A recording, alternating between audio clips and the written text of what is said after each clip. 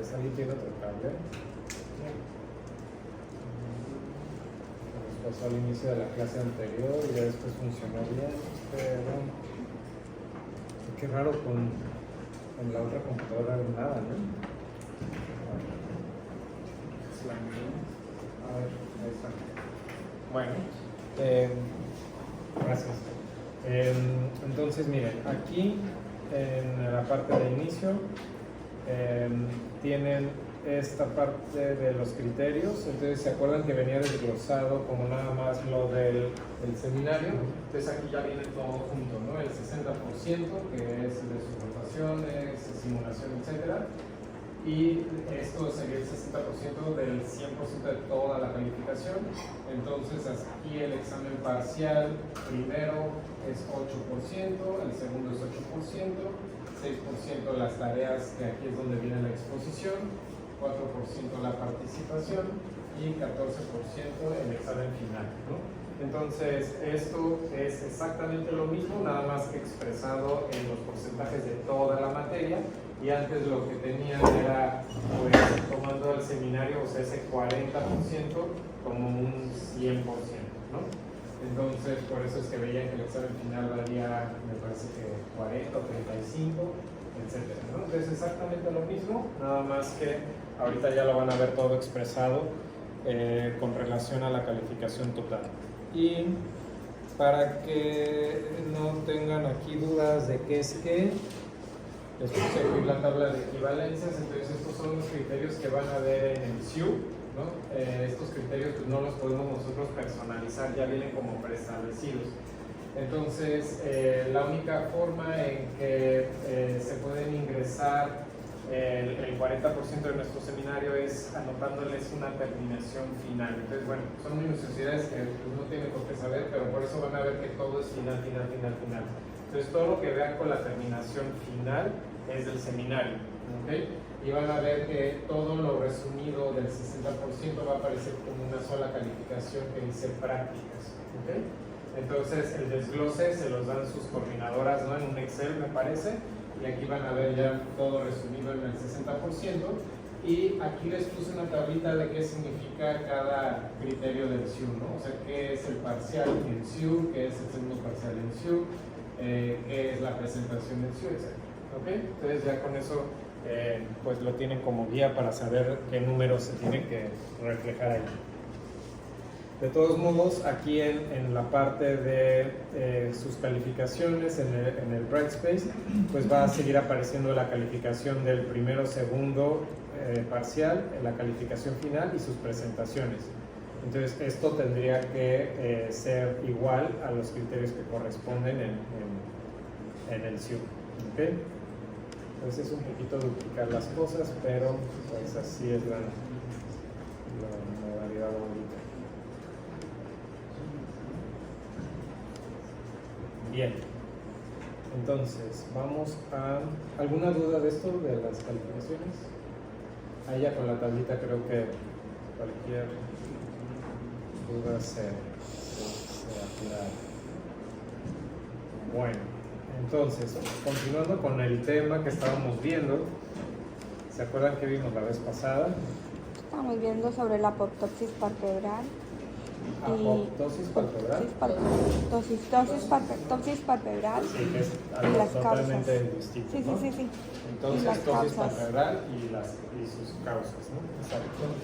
Entonces, otra vez esto. Para no andarlo aquí.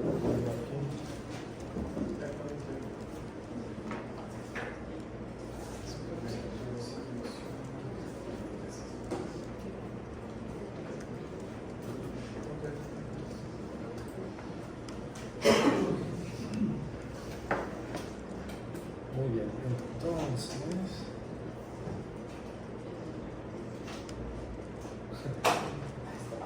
Bueno, entonces estábamos hablando sobre tosis palpebral y bueno, estábamos hablando justamente del párpado superior. Ahora vamos a pasar a hablar sobre el párpado inferior y aquí vamos a ver primero dos alteraciones en la posición del párpado inferior, que son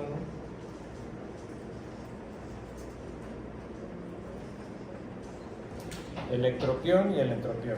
Entonces, ¿cuál es la diferencia? El entropión va a ser la inversión del borde inferior del párpado, es decir, aquí las pestañas que normalmente tendrían que estar dirección hacia afuera están rozando el globo ocular, y el ectropión, ¿no? En donde justamente es lo contrario, aquí el borde del párpado ya no está en contacto con el globo ocular, está colgando hacia adelante. Entonces, ¿qué se imaginan que tiene como sintomatología un paciente que tiene ectropión, tiene versión del borde del párpado? ¿Qué se imaginan que va a sentir? ¿Qué problemas va a tener? Resequedad del ojo. Exactamente, ese es uno de los principales, porque los párpados justamente sirven para distribuir la lágrima, para proteger los ojos, ¿cierto? ¿Qué más? ¿Sí? Como consecuencia de esa resequedad, entonces es un síntoma muy común. ¿Qué otra cosa? Cuando la resequedad y la inflamación son crónicas y severas, pues genera una queratinización de la superficie, ¿no? La superficie ocular no está acostumbrada a tener pues resequedad, tiene que estar lubricando constantemente, entonces cuando se seca crónicamente genera queratinización. Y algo también muy común,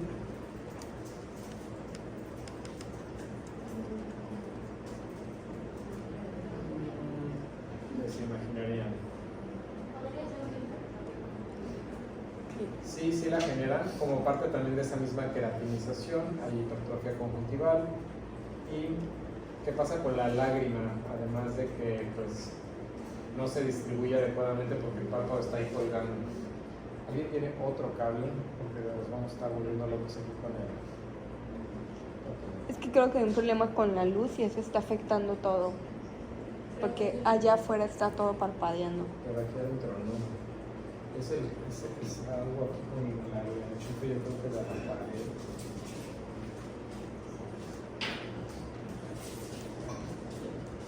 Entonces vamos con la intermitencia. ¿Qué le pasa a la lágrima? Podemos conectarlo. ¿Directa? Sí, ¿Y eso ayuda? sí. Porque ya no sería como con la entrada que luego se pone flash. Pues lo podemos intentar, nada más que no sé si esté suficientemente largo.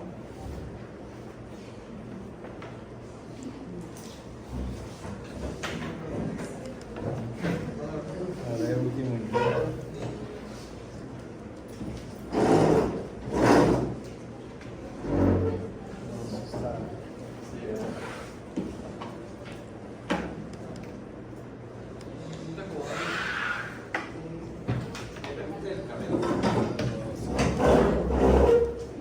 ¿Cuál está más largo?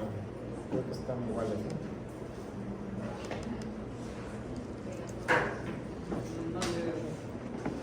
Es raro que ahorita con la otra presentación todo. Le ponemos una mochila.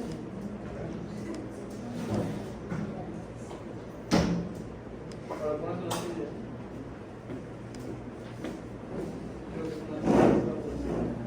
Primero vamos a ver si funciona.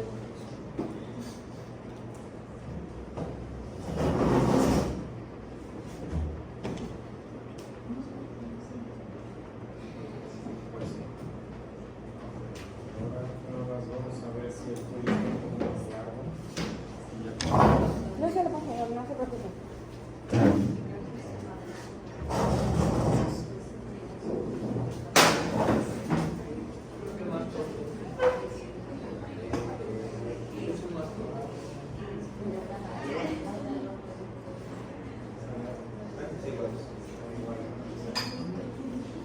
Sería poner como mochilas o algo. O algo. O podemos poner aquí. Algo firme, porque si no. Como una silla.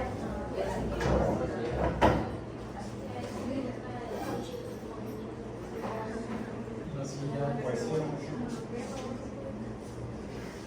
Ahorita lo cambio por la seguridad.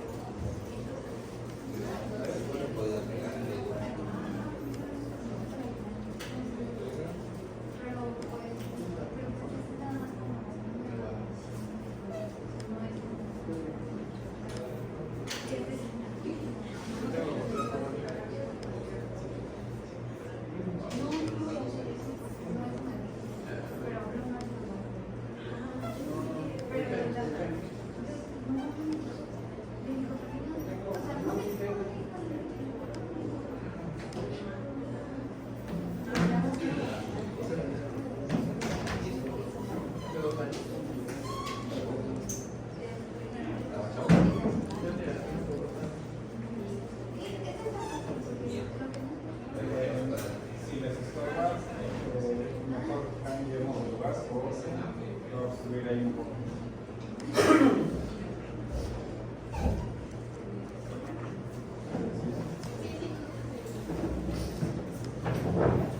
Bueno, listo. Entonces,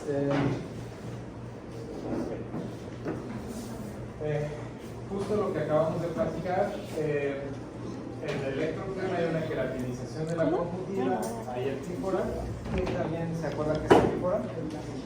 Exactamente, el ganglio constante, y esto es porque la separación del párpado va a generar una especie como de alberquita, ¿no? En vez de lágrima, que cuando el paciente parpadea, pues se va a estar derramando constantemente. Y lo que justamente mencionaban acerca de la resequedad, la hiperemia y la hipertrofia conjuntival. En el caso del entropión, va a haber síntomas similares en cuanto al enrojecimiento y el lagrimeo, pero aquí la causa es totalmente diferente. Aquí la hiperemia va a ser por el roce constante de las pestañas y el lagrimeo va a ser como ese reflejo por sentir esa sensación de cuerpo extraño, que pues es el síntoma cardinal de estas patologías, ¿no? Bueno, de esta patología del entropión. Hay dolor ocular porque el constante roce de las pestañas pues finalmente termina inflamando y erosionando cada vez más la superficie hasta incrementar cada vez más los síntomas y provocando el dolor. Y el espasmo está relacionado a que pues, esta irritación constante va a generar que el músculo auricular tenga estas contracciones involuntarias. Entonces, a lo largo de la clase vamos a ver ejemplos como muy puntuales, muy breves, para que tengan una idea de un ejemplo de cada una de las causas, tanto del ectropión como del entropión. Y vamos a empezar con el ectropión. Entonces, esto se parece a la clasificación de las dosis, ¿no? También se clasifica por su momento de inicio, en congénito y adquirido, y por sus causas, ¿no? Entonces, por sus causas vamos a ver un ejemplo de involutivo, cicatrizal, paralítico y mecánico. Vamos a empezar por el congénito. Entonces aquí el ectropión congénito es poco frecuente y generalmente va a estar asociado a otras patologías congénitas o a síndromes, ¿no? Si se acuerdan, este síndrome ya lo habíamos visto en el caso de las tosis congénitas. Y justamente es un paciente nuevamente con tosis. Habíamos hablado del telecanto, del epicanto inverso, y si se fijan aquí ahora, pues se ve esta parte que en la fotografía de la clase pasada no se veía tan claro, pero aquí está el ectropión, ¿no? Que es justo esa separación. Aquí no se ve tanto, pero aquí es muy clara, ¿no? Esa separación lateral del párpado inferior. Entonces, esto era el síndrome de blefarofimosis que ya habíamos platicado. Y esta imagen de aquí abajo nada más es para ejemplificar otra malformación congénita que puede acompañar al ectropión congénito, que es el euriblefarum. Entonces, aquí hay una alteración en la posición del canto externo, está como desplazado hacia abajo, y esto también pues, le da esta como apariencia como de si estuviera como jalado hacia abajo, ¿no? Que también puede estar además con el ectropión congénito. Entonces solamente esto no lo tienen que saber, solamente es para que tengan pues idea de que generalmente hay otras alteraciones congénitas acompañando. Ahora, este otro es el más común de todos, entonces que al igual que en las tosis involutivas, que también era la causa adquirida más frecuente de tosis, bueno, pues aquí la causa senil o involutiva del ectropión también es la más frecuente. Y pues aquí lo que generalmente ocasiona la alteración en la posición de los párpados es una laxitud de los tejidos. Entonces, una de las cosas que pasa es que los tendones que mantienen la tensión horizontal del párpado inferior para mantenerlo como firme en su posición en contacto con el globo ocular, pues aquí está más laxo, ¿no? Entonces imaginemos que aquí están jalando dos cuerditas, ¿no? Y ahora estas cuerditas pues están más flojas, entonces eso hace que el párpado se desplace hacia adelante. Y hay otro fenómeno que es los retractores. Entonces los retractores pues son estos músculos con su fascia que jalan el párpado inferior hacia abajo es el mecanismo similar al que hace el elevador del párpado para elevar el párpado superior, pero en este caso pues es para desplazar el párpado inferior hacia abajo. Y aquí también está pues desinsertada esa fascia capsulopalpebral, ¿no? Entonces tenemos un mecanismo horizontal, ¿no?, de laxitud, y tenemos una desinserción de este mecanismo que jala los párpados hacia abajo, y esto genera pues la alteración en la posición. Entonces aquí hay dos pruebas clínicas que podemos hacerle al paciente para pues que sepamos si efectivamente hay aquí laxitud que pueda estar contribuyendo en esta malformación, bueno, en esta alteración de la posición, y descartar pues otras causas, ¿no? Entonces aquí la primera fotografía lo que van a hacer es traccionar el párpado inferior hacia adelante, que es como hacer una especie como de pellizquito hacia adelante, y lo que va a pasar pues es que si ustedes se lo hacen, pues se va a desplazar el párpado inferior hacia adelante, pero este desplazamiento no tiene que ser mayor a 6 milímetros. Si ven que se desplaza más de eso, pues eso ya habla de laxitud en el párpado inferior. Y la otra prueba es la prueba del resorte. Entonces lo que vamos a hacer aquí es jalar con nuestro pulgar el párpado inferior hacia abajo, y lo que normalmente pasaría pues es esto si ustedes se lo hacen pues pasa exactamente lo mismo, ¿no? Pero aquí la diferencia es que cuando ustedes sueltan, el párpado se queda ahí, revertido. Entonces esto habla de laxitud en el párpado. Lo que normalmente tendría que pasar pues es que el párpado inmediatamente, sin hacer absolutamente nada, vuelva a su posición original. Aquí el paciente tendría que como parpadear a propósito para volver a regresar la posición a su sitio original. Bien, eso en cuanto a la causa involutiva o senil. Vamos a pasar a otra causa. Aquí pues semejanza ven entre las fotografías de estos dos pacientes. La posición de la boca. Ajá. ¿Qué más? Suele ser un lado. ¿Sí? ¿Afección nervio? ¿Sí? Entonces ya te estás, no estás describiendo la fotografía, ya te estás yendo más a la causa. ¿Y de qué nervio estamos hablando? Del facial, exactamente. Y pues nos faltó justamente lo más importante con respecto a esta clase, que sería pues el ectropión, ¿no? El ojo pues está bien, aquí es el párpado, ¿no?, el que tiene esta alteración.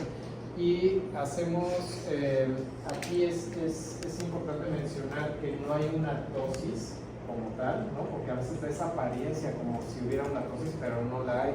¿Y por qué aquí solamente es un ectropión y no una tosis? Porque ya hablamos de tosis paralíticas, ¿no?, de tosis neurogénicas. Y en las tosis neurogénicas, ¿cuáles pueden ser las únicas causas que alteran o que provocan esta caída del párpado superior? ¿Era el séptimo?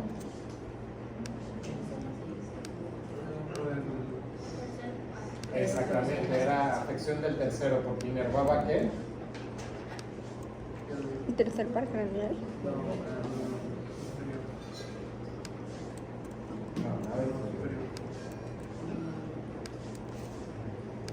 Que inerva el tercer par craneal, que provoca una elevación del párpado superior.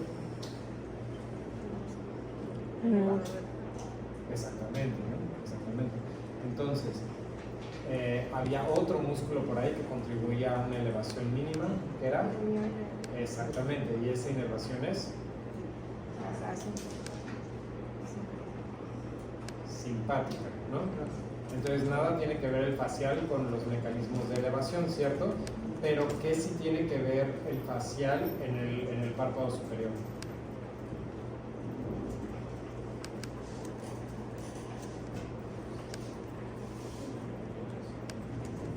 Que rega el párpado elevado.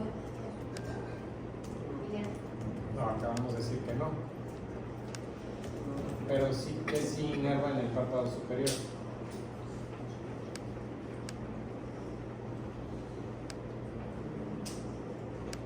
justamente el músculo que hace lo contrario, el músculo que cierra el párpado, el orbicular, tanto arriba como abajo, tanto en el párpado superior como en el inferior.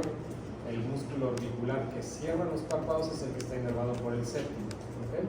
Entonces, justamente por esa pérdida en el tono del orbicular es que el párpado inferior se cae en los pacientes con parálisis facial. Entonces, que es algo importante que tenemos que tomar en cuenta cuando tenemos a un paciente con parálisis facial, porque luego es ver toda la cara, ¿no? Y que la boca chueca y vamos a mandarlo a terapia, lo referimos a neurología y etcétera, etcétera. Pero es muy frecuente que se les olvide la cuestión ocular, ¿no? ¿Qué le pasa a este paciente que ya habíamos visto al inicio de la clase?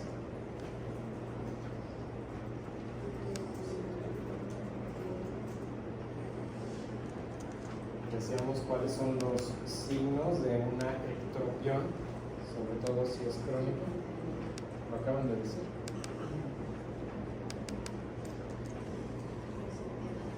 Resequedad, exactamente. ¿Qué más? Ojo rojo, exacto. Queratinización, exacto. Entonces, si un paciente tiene un ectropión paralítico y se va a dormir, pues generalmente no va a cerrar bien el ojo, entonces durante la noche se le va a secar todavía más.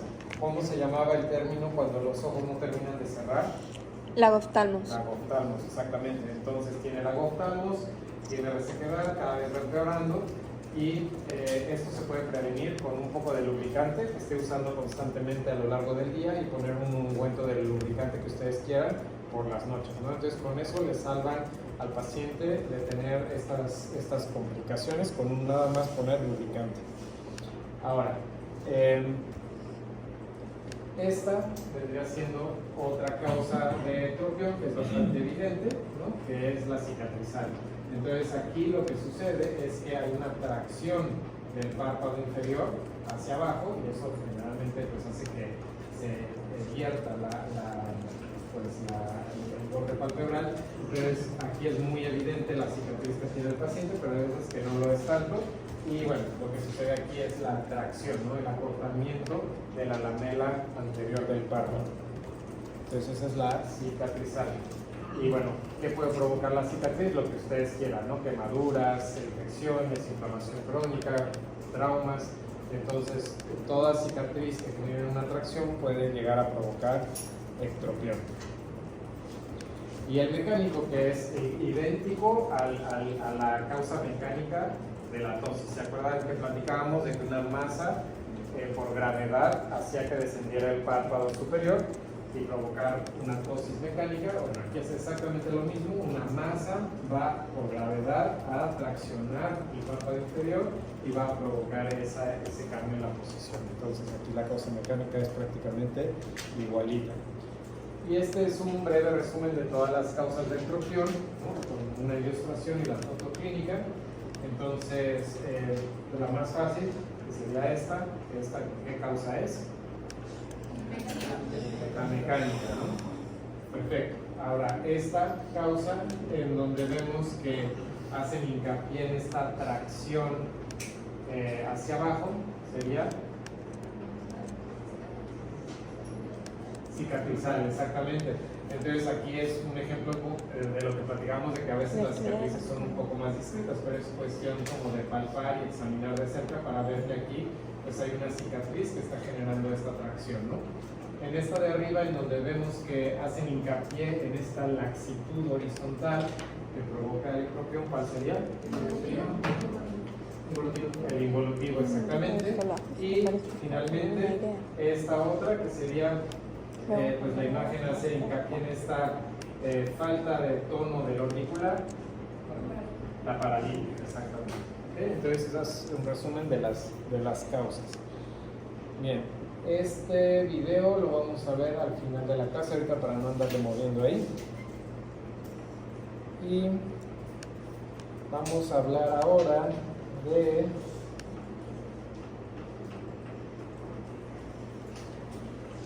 entropiones. Entonces, igual, clasificación por inicio, congénito y adquirido. Y en cuanto a la clasificación por causa, solamente tenemos tres causas. el senil, ¿no? Que se repite con la de electropión, la cicatrizal, que también es similar, y aquí hay una específica para el entropión, que es la espástica. Entonces vamos a empezar a hablar por la congénita. Entonces esta es muy rara, generalmente se debe a una hipertrofia del auricular, que si se fijan es lo contrario, ¿no?, a lo que platicábamos ahorita en la paralítica, en donde hay una pérdida del tono del auricular. Pues aquí hay una hipertrofia del auricular, y también se asocia a la falta de desinserción de los retractores, que esto sí lo comparte con el ectropión, ¿no? Entonces aquí ese tono exagerado del auricular vence los mecanismos que normalmente compensarían los retractores, ¿no? Estos mecanismos que generan ese descenso del párpado. Entonces el auricular se aprieta además, y eso genera esta inversión del borde palpebral hacia adentro, y con pues, el contacto de las pestañas al globo ocular. Entonces poco frecuente la causa congénita. Y bueno, vamos a causas más frecuentes, que pues es nuevamente la involutiva, ¿no? Entonces aquí otra vez estamos hablando de esta desinserción de los retractores con un aumento en el tono del auricular, y generalmente también hay un debilitamiento de los tendones cantales. Entonces nuevamente en pacientes seniles hay esta laxitud de los tendones, hay esta desinserción de los retractores, pero en este caso hay un aumento en el tono del auricular, que es finalmente lo que genera, en lugar de que se caiga, que se vaya hacia adentro del párpado. En el caso del entropión cicatrizal es exactamente lo mismo que en el ectropión, pero ahora la cicatriz va a estar en la lamela interna, en la cara interna del párpado. Entonces, ¿qué tejido habíamos dicho que se encuentra en la cara interna del párpado, en la lamela interna del párpado? Entonces, ¿qué tejido está forrando la cara interna de los párpados, que está en contacto directo con el globo ocular?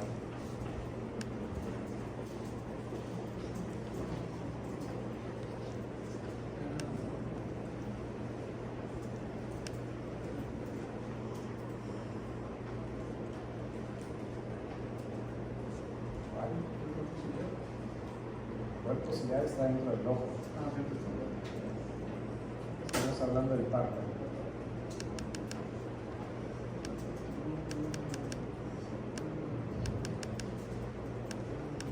¿Puede ser la conjuntiva? Exactamente, la conjuntiva.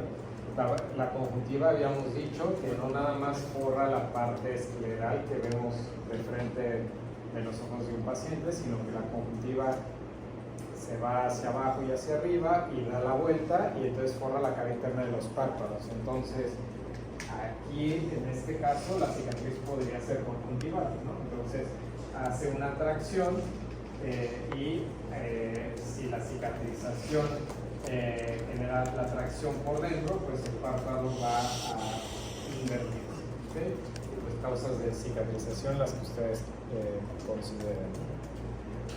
Bien, y decíamos hay una clasificación especial para el entropión, que es esta espástica, y esto es porque aquí la causa generalmente está relacionada a una inflamación severa o crónica, que pues es la fuente que esto comienza, ¿no? Entonces el paciente, si ya de por sí al tener entropión pues va a tener este contacto de las pestañas con la superficie que va a irritarle el ojo, pues aquí estos pacientes ya tenían una irritación previa que generalmente provocó que el auricular empezara a tener contracciones involuntarias, y que esto finalmente provoque la inversión de las lágrimas, lo cual va a generar obviamente más inflamación, ¿no? Entonces es un ciclo que se perpetúa, ¿no? Ya estaba inflamado, se empieza a contraer el auricular, genera la inversión de las pestañas rozan, genera más inflamación, por lo tanto más contracción del auricular y más roce de las pestañas, ¿no? Entonces esto se va haciendo cada vez más intenso, cada vez más doloroso, y la única forma pues que empezamos a romper este ciclo es dando tratamiento desinflamatorio y lubricante. Entonces generalmente es de los pocos entropiones que pueden tratarse únicamente con tratamiento tópico, porque muchos de ellos al bajar la inflamación pues deja de haber ese espasmo del orbicular y por lo tanto deja de haber entropiones, ¿no? Si a pesar de bajar la inflamación sigue teniendo estas inversiones ocasionales del párpado, pues entonces sí puede llegar a necesitar también un tratamiento quirúrgico, pero existe la posibilidad de que solo con gotas controlemos el cuadro. Y este es un video cortito de un tratamiento quirúrgico de entropión que vamos a ver al final de la clase. Y vamos aquí a hablar sobre alteraciones en la posición de las pestañas. ¿Okay? Entonces vamos a hablar de dos, que son la triquiasis y la distriquiasis. La triquiasis pues es una alteración en la dirección en la que crecen las pestañas. Entonces aquí el primer concepto es crecen en el sitio donde normalmente tendrían que crecer. Entonces el origen de la pestaña es anatómicamente el habitual, pero aquí la pestaña crece, en lugar de crecer hacia afuera, va a crecer hacia el globo ocular. Entonces, cuando las pestañas son poquitas las que crecen hacia el globo ocular, pues simplemente se depilan y con eso se resuelve el problema. Pero cuando son muchísimas pestañas las que están haciendo esto, pues sí se pueden depilar, pero el paciente muchas veces pues se cansa de estar depile y pues ya se tiene que pasar a tratamientos de depilación pues más permanentes, ¿no? Porque finalmente generan un cuerpo extraño y dependiendo del número de pestañas pues también puede provocar irritación u otras consecuencias, ¿no? Esto pues depende mucho del número de pestañas que crezcan en dirección alterada. ¿Y cuál es la diferencia con la distriquiasis? Aquí el origen de la pestaña ya no es el que debería, ¿no? Entonces aquí si se fijan está la línea de las pestañas, pero estas pestañas crecieron en otro sitio, que es justamente en el margen, ¿no? del borde palpebral. Entonces, justamente aquí es donde están los orificios de las glándulas de Meibomius, y estas pestañas muchas veces crecen desde los orificios de las glándulas de Meibomius, y esto como consecuencia de algún trauma, alguna inflamación crónica o desde el nacimiento, ¿no? ¿Y por qué crecen ahí? Porque generalmente comparten un origen embrionario las glándulas de Meibomius y las pestañas. Entonces cuando hay estos fenómenos inflamatorios pues empiezan a crecer en este sitio. Entonces ¿cómo vamos a solucionar esto? Pues igualito que con la triquiasis, pues se puede dejar un lubricante y depilarlas, y pues si ya son muchas o el paciente quiere algún tratamiento más definitivo, se puede hacer electrólisis del folículo de la pestaña, ablación de láser del folículo de la pestaña o crioterapia. Este último generalmente es el que más efectos adversos tiene, que puede provocar inclusive necrosis en el sitio de aplicación. Entonces generalmente estas dos son las que más comúnmente se utilizan. Bien, entonces eso es en cuanto a estos dos conceptos de alteración en la posición de las pestañas.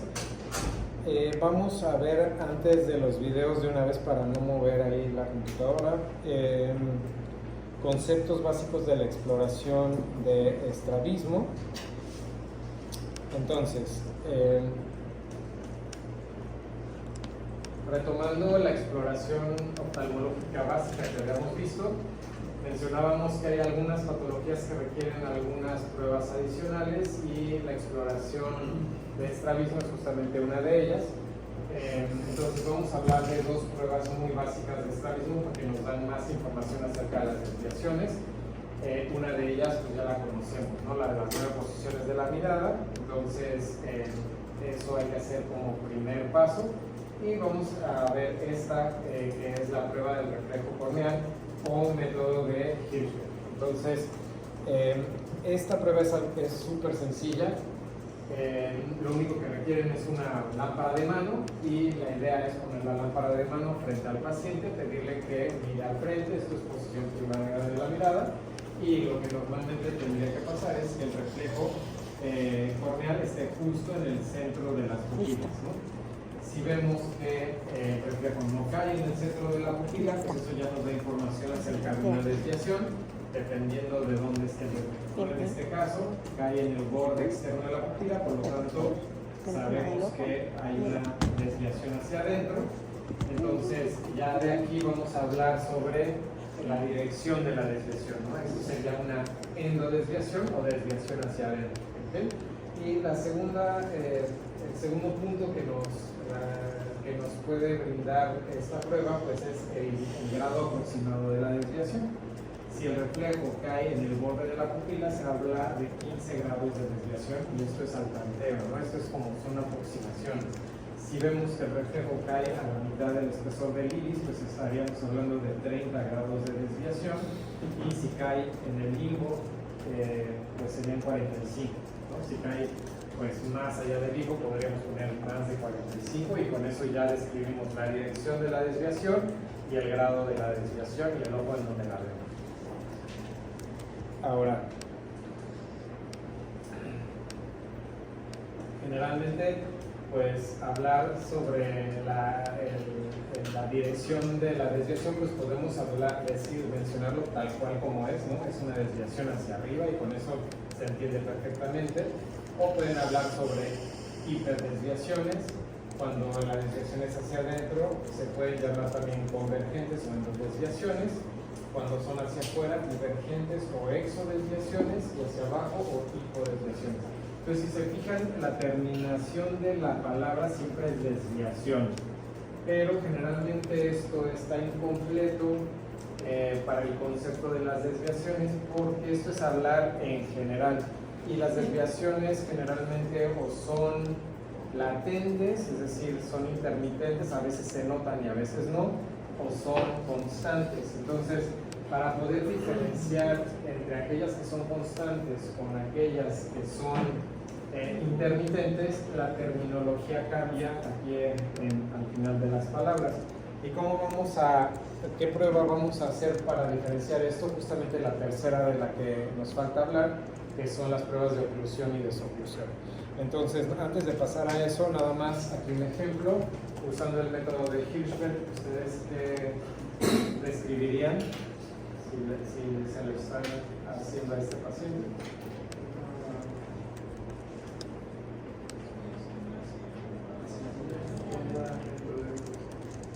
Hay una endodesviación, la están viendo en el ojo derecho, y de aproximadamente ¿cuántos grados? 15 grados, exactamente. Ahora, en este otro paciente, una exodesviación de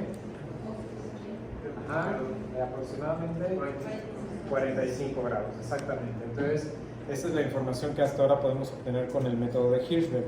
Ahora, ¿cómo determinar si son constantes o no? Generalmente, para esto complementamos con pruebas de oclusión, desoclusión y pruebas alternantes, ¿no? Entonces, ¿en qué consisten? Pues así como lo dice el nombre, vamos a ocluir y desocluir un ojo, y luego y esto observando cómo se mueve tanto el ojo no ocluido como el ocluido, ¿no?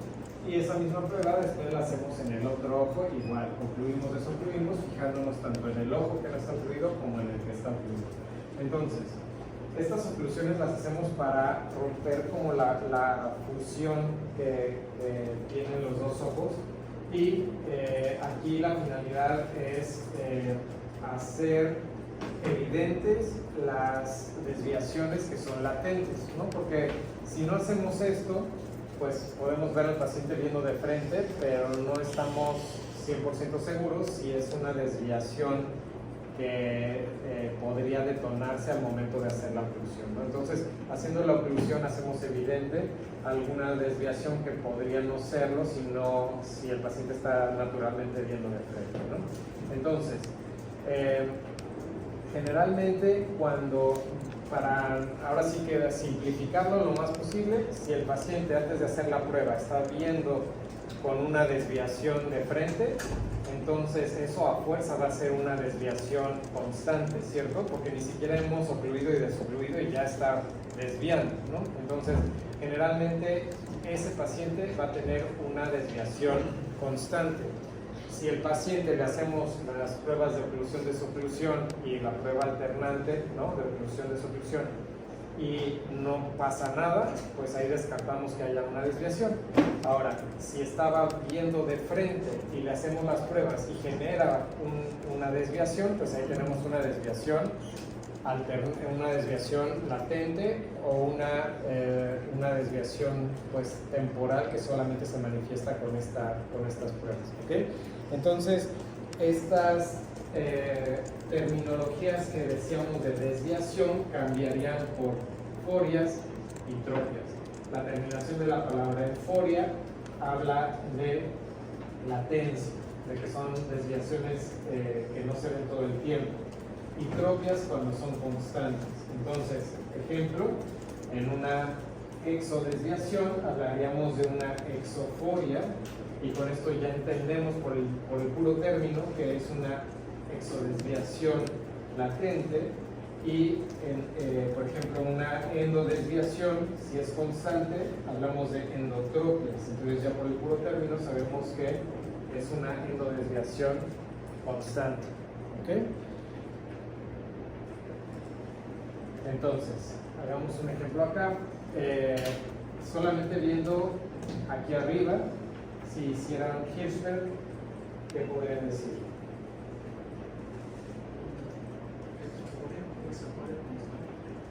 Con Hirschberg puedes hablar de exoforias y exotropias. Exacto, solo puedes hablar de desviaciones, ¿cierto? Porque todavía no estás seguro. Aunque de entrada decíamos que como ya lo ves desviado, pues ya podrías hablar más bien de una exotropia, no de una exoforia, ¿no? Pero bueno, hablando aquí nada más de Hirschberg, que nos da información sobre la dirección y el grado, ¿qué podría decir? ¿Es una exodesviación de qué grado aproximado? No, menos, de 15 grados aproximadamente, ¿no? Y hacemos estas pruebas de oclusión y desoclusión, y pues finalmente lo que habíamos dicho, ¿no? Aquí está diciendo desde el inicio de las pruebas, entonces ya podemos darnos una clara idea de que esta pues, es una desviación constante, ¿no? Otro de los detalles que van a notar es el ojo que está fijando, ¿no? Entonces aquí el ojo fijador pues es el ojo izquierdo, ¿no? Entonces, si se fijan, cuando ustedes ocluyen el ojo fijador, el ojo que estaba desviado trata como de encontrar el frente para poder enfocar la imagen, ¿okay? Entonces eso lo van a ver nada más cuando ocluyen el ojo fijador, porque cuando ocluyen el ojo desviado, pues generalmente ese ojo va a quedarse desviado porque el ojo fijador no ha sido ocluido, ¿no? Entonces ese ojo sigue manteniendo como la fijación del ojo. Ok, y aquí nada más es para mostrarles lo que generalmente hacen los especialistas ya en los estrabólogos, los especialistas en desviaciones de los ojos, que pues el método de Hirschberg resulta un poquito pues impreciso para cuando ya se trata como de ver qué grado tiene la desviación para darles algún seguimiento a largo plazo o para proponerles un tratamiento quirúrgico, ¿no? Porque obviamente mientras más grande la desviación, más tienen que corregirlo. Entonces, lo que ellos utilizan es generalmente un prisma, y lo que hacen con este prisma, hacen exactamente las mismas pruebas que acabamos de describir de oclusión de suboclusión y oclusión alternante, pero colocan un prisma frente al ojo del paciente, y lo que van a hacer es hacer la prueba con el prisma puesto. Y van a ir cambiando los prismas y le van a poner cada vez prismas más gruesos hasta que al momento de hacer la prueba de oclusión de suboclusión ya no se nota ninguna desviación, y esto es porque el prisma pues va a desviar la luz de la pupila. En el momento en que vemos que se neutraliza el movimiento del ojo de la desviación, entonces nos vamos a fijar el número de prisma con el que se neutralizó, y generalmente ese número de prisma, que le llamamos dioptrías prismáticas, va a ser pues el grado de desviación que tiene esa desviación.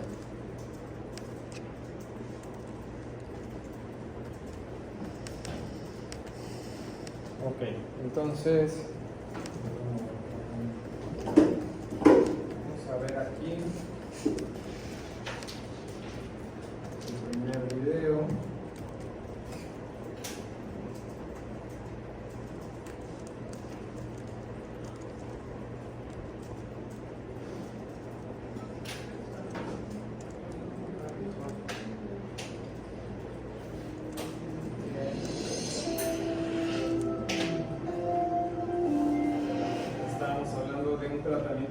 específico para el ectropiano. There's a lot of laxity. You can see that I can pull the eyelid very, very far from the eye. And what we're going to do is we're going to secure the eyelid to the lateral orbital rim to tighten the eyelid. And that's called a lateral tarsal strip. So we're going to start with the camphotomy.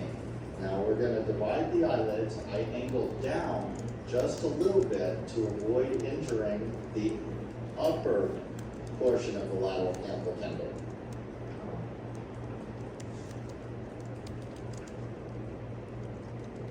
So that's the camphotomy, and then I grab the eyelid. I'm going to hold the tarsus. I'm being careful not to injure the skin. And I cut the canthal tendon, and you see the eyelid release. So did you see how the eyelid is normal now? Now, we divide the anterior and posterior lamella of the eyelid. I'm doing this on the gray line. If you look at the anatomy, you see the meibomian glands. That marks the tarsus. You see the lashes here. Okay, so I'm just cutting, I'm trying just to cut the epithelium. There's a little muscle. Epithelium again. The muscle off of the tarsus.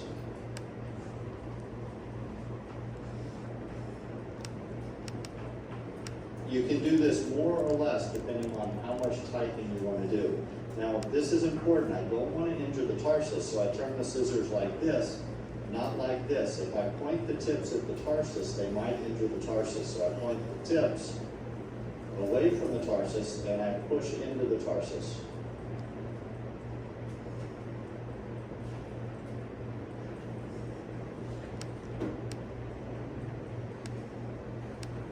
What I'm going to do is now cut the conjunctiva and lower lid retractors, and now you can see we have our tarsal strip. And this is a nice strip of tarsus. That's why you call it a tarsal strip procedure.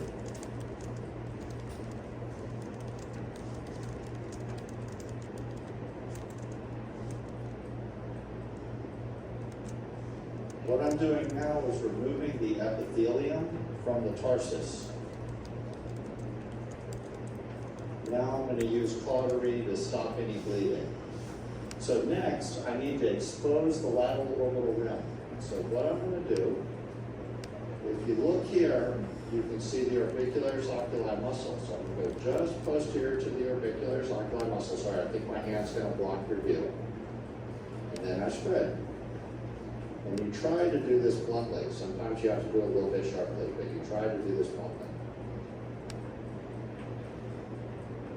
And with these scissors, they have a little curve to them. I want the curve away from the eye.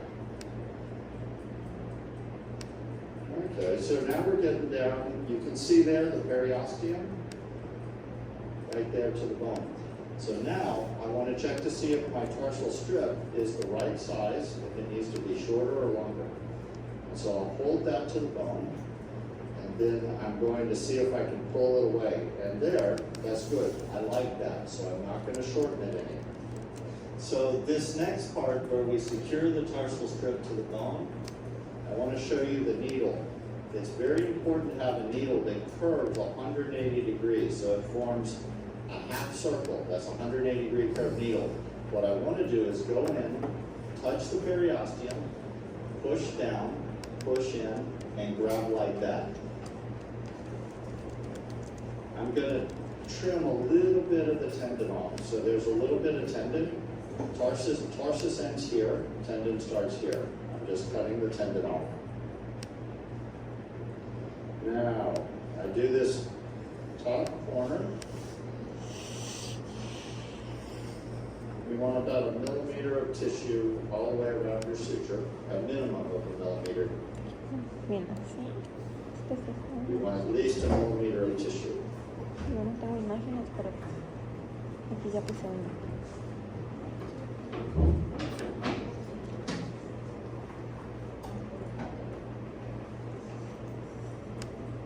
Ahí está.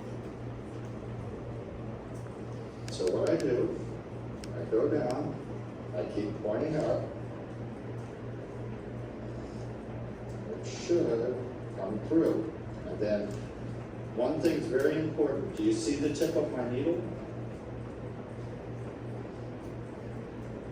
I don't let go of the back until I see the front.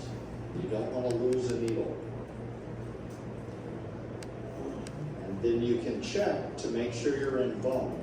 So you feel you're in bone. I want this one 2 millimeters below the one that I placed. So tarsal strips are used in a lot of different surgeries de la these days, órbita. not just Para ectropia. fijarlo y regresarle esa tensión horizontal al tálamo. So both entropion and ectropion are Exacto, al in final. part the consequence of eyelid laxity or instability. And so with both entropion and ectropion, when you want to stabilize the eyelid, even though the eyelid is turning opposite directions, you use a tarsal strip to secure the eyelid. So to tighten this, I pull up and then spread. So up, spread. I'm going to put 3 throws in my knot. I grab hold and I protect my knot so my knot can't be cut. So cut on top of the needle drug piece, and there, I protected my suture. Okay, next we need to reform the canthal angle. In part to stabilize the eyelid, I want the tarsus from the upper lid sutured to the tarsus of the lower lid. Right here is the end of the tarsus. So I'm going to remove the epithelium from right there. I look here to see where that epithelium, what I'm going to do is line up the epithelial edge. So this needle, it comes out just on the epithelial edge of the epithelium. I'm grabbing a little bit of tarsus there.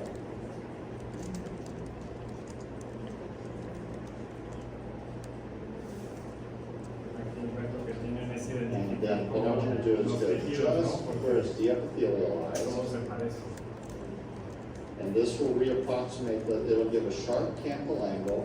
It also provides a little bit more support to the lower lid.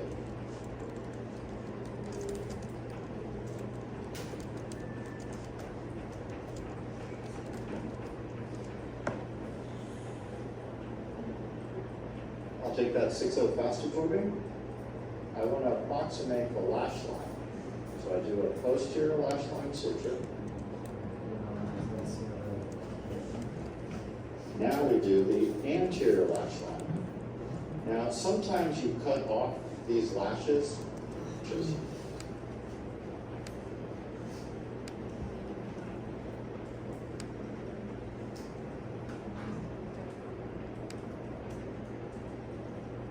Okay, and I'm signing off. Thank you, everybody.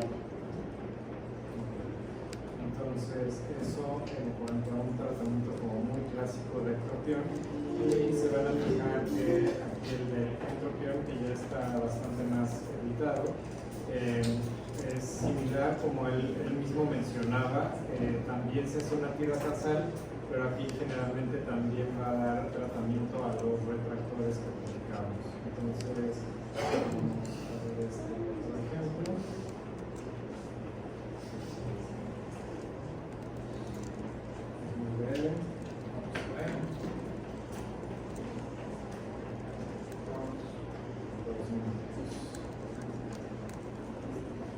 Estamos viendo un caso de una paciente en la que el párpado inferior se ha invertido. Esto se llama entropión y es una de las condiciones que produce daño a la porción anterior de la útero, que es, como es bien sabido, extremadamente sensible. Estamos viendo la inflamación que produce el toque de las pestañas con el segmento anterior. Aquí vemos que en el movimiento del párpado estas pestañas se encuentran en contacto totalmente. Las estamos invirtiendo, las ponemos en una posición correcta, pero en este caso, como hay un defecto anatómico, cuando la paciente las pestañas regresan a una posición normal, volviendo a dañar el segmento anterior. Fíjense que en el ojo izquierdo ya existen las condiciones para que este párpado se invierta, cuando podemos ser invertido, está laxo el párpado. para la cirugía y corregir este tipo de defectos. Lo que hacemos es una incisión por debajo de las pestañas. Esto nos asegura que no existe ninguna cicatriz en este momento. Y disecamos anatómicamente todas las estructuras palpebrales hasta encontrar una estructura anatómica de la que depende la posición del párpado occidental de los retractores. Esos retractores van a ser fijados en una estructura rígida que tenemos que se llama el tazo. Y entonces vamos a dar varios puntos. Estos puntos están nada más referidos en este momento porque antes de que los suturemos, antes de que los cerremos, tenemos que reconstruir todo el tendón lateral del párpado que se llama campestre. Aquí se está reconstruyendo ese tendón palatal para darle una buena forma al párpado que ha perdido mucha información. normal. Aquí la está recuperando con estos puntos. Y entonces estamos haciendo la reconstrucción externa del párpado y anulamos nuestros puntos de ligación. Vemos en el postoperatorio cómo la posición del párpado es perfecta, la cicatriz prácticamente pasa en la advertina y vemos que incluso al parpadear con fuerza el párpado se mantiene perfectamente estable y ya se corrigió totalmente.